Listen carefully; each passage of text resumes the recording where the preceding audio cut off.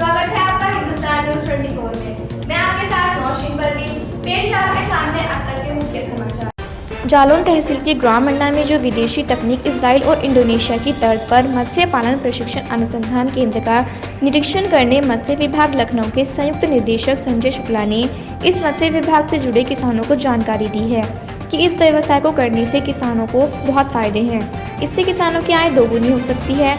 प्रधानमंत्री मत्स्य संपदा व बायोफ्लोक तकनीकी पर जोर देते हुए कहा कि इस प्रोजेक्ट को लगाने से आय बढ़ जाएगी। अब बुंदेलखंड में हो रही है इंडो स्टाइल तकनीक से मछली पालन से कम लागत में अधिक मुनाफा कमाया जा सकता है।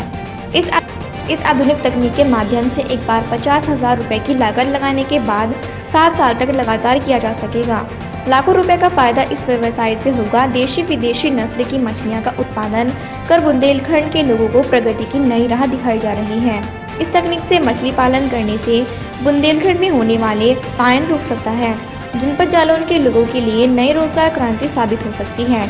इंडो स्टाइल तकनीकी से किया जाने वाला मछली पालन बहुत फायदेमंद हो सकता है।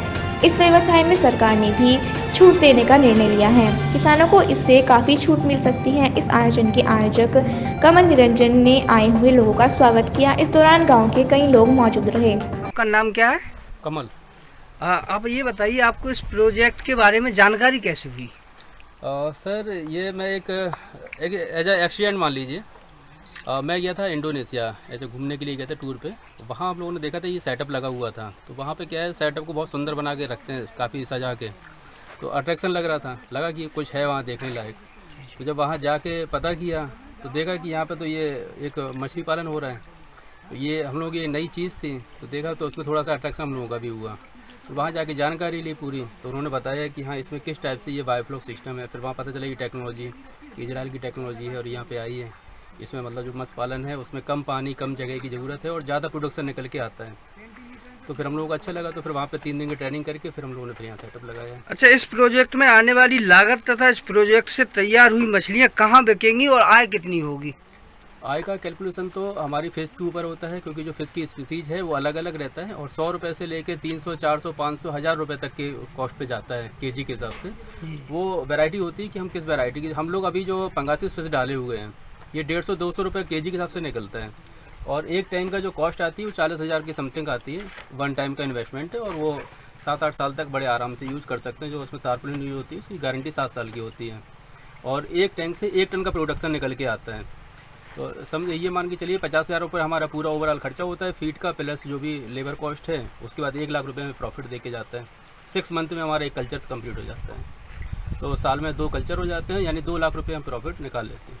मान लीजिए किसी कारणवश मछलियाँ मर जाती हैं, तो इस प्रोजेक्ट की भरपाई कैसे होगी? सबसे अच्छी खासियत इसमें ये है कि इसमें पहली तो बीमारी आती ही नहीं है। मतलब 99% तो बीमारी इसमें पहले से ही कंट्रोल में रहती है, आती ही नहीं है। इसी के लिए टेक्नोलॉजी है, क्योंकि सारे पैरामीटर सारी चीज़ है वाटर की हम लोग पहले से ही ट्रीट करते हैं।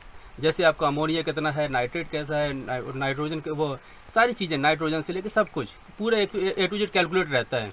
और इसमें जो बैक्टीरिया हम लोग यूज़ करते हैं हेटरोट्रॉफिक, वो क्या करता है, जो उसमें गंदगी रहती है जैसे सिलज, जैसे हमने जो दाना डाला वो दाना नीचे बैठता है, प्लस जो मछली है उसने दाना लिया फीड के तौर पे, फिर जो पोटी के रूप में वेस्ट निकालती है, ये क्या होता है, एक सिलज होता है। तालाबों में ये सिलज है गंदी पैदा करके अमोनिया जनरेट कर देता है, जिससे तालाब की सारी मछली मरती हैं। हमारा बैक्टीरिया क्या कर रहा है, ये सिलज को तोड़ के फिर से प्रोटीन में कन्वर्ट कर देता है। तो उसमें नेचुरल प्रोटीन होता है, हाई प्रोटीन हो जाता है, लगभग 40 से 45 समथिंग % तक रहता है।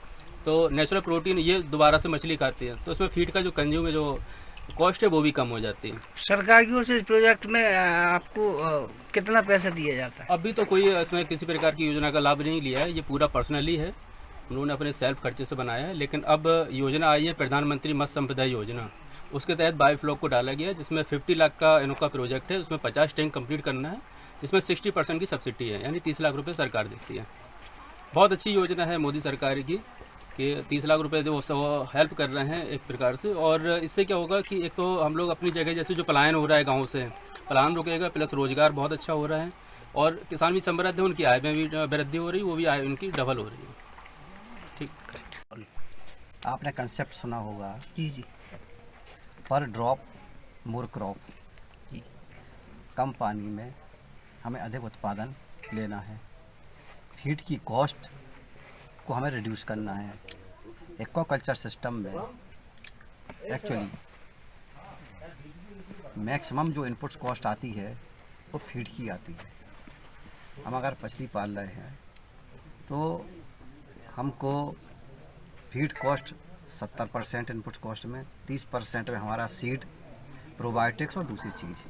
अगर हम फीड कॉस्ट अपने रिड्यूस करने में सफल हो जाती है तो मान के चलें जो हमारा जो मार्जिन ऑफ प्रॉफिट है वो मार्जिन ऑफ प्रॉफिट हमारा बढ़ेगा।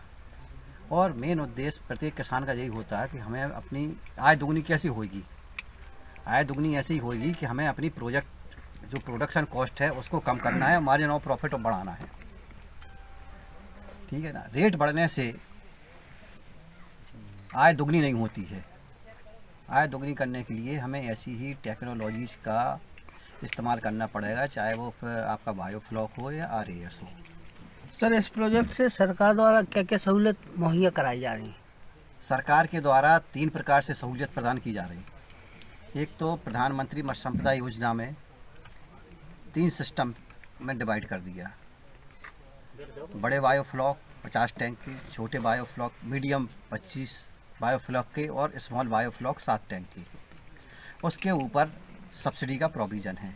बड़ा बायोफ्लॉक है 50 लाख रुपए पर यूनिट, मीडियम में 25 लाख रुपए पर यूनिट और छोटा है उसके लिए 7.5 लाख रुपए पर यूनिट। सब्सिडी पैटर्न जो है वो सब्सिडी पैटर्न से जो सामान्य श्रेणी का, जनरल श्रेणी का कैंडिडेट है बेनिफिशरीज, उसको हम 40% सब्सिडी, 60% वो आइदर बैंक लोन ले या अपने पास से स्वयं से लगाए। मीडियम बायोफ्लॉक में भी 25 लाख प्रोजेक्ट कॉस्ट है, उसका भी वही सब्सिडी पैटर्न 40%। लेकिन महिलाओं, SC और ST कैटेगरी के जो बेनिफिशरीज हैं उनको 60% सब्सिडी का प्रोविज़न है, 40% उनका अंश है। सर, किसी कारणवश मछलियाँ मर इसका और अभी अब मैं बता रहा हूँ। दूसरा प्रोविज़न ये है fisheries infrastructure aquaculture fund, FIDF government ने बनाया है, जिसमें लोन सिस्टम है।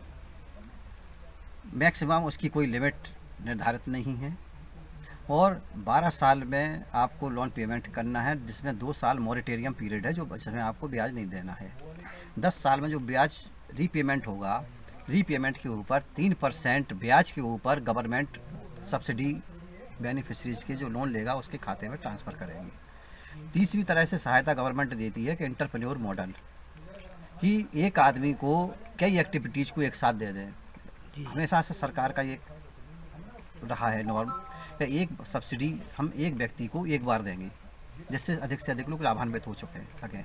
लेकिन चूँकि एंटरप्रेन्योर मॉडल में उन्होंने सारी एक्टिविटीज़ को क्लब्ड कर दिया और बैंक से उसको लिंक कर दिया, सब्सिडी प्लस प्रोजेक्ट कॉस्ट।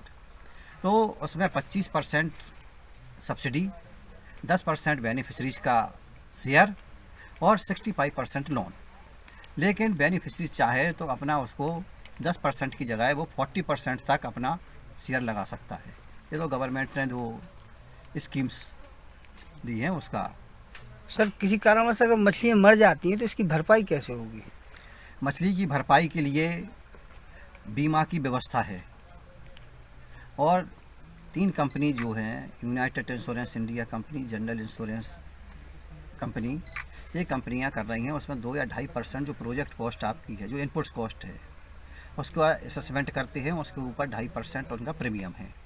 वो बीमा की उसमें व्यवस्था कर रखी है। लेकिन चूँकि अभी जनरल उसकी इतनी अवेयरनेस नहीं आई है और वो अवेयरनेस हम ही आपको पैदा करना पड़ेगी ताकि लोगों को मालूम पड़े और बीमा कंपनियों के से वो अप्रोच करें। उनको भी हमें टेक्निकल इनपुट देना पड़ेगा ताकि लोग इससे लाभान्वित हों। सर, एक क्वेश्चन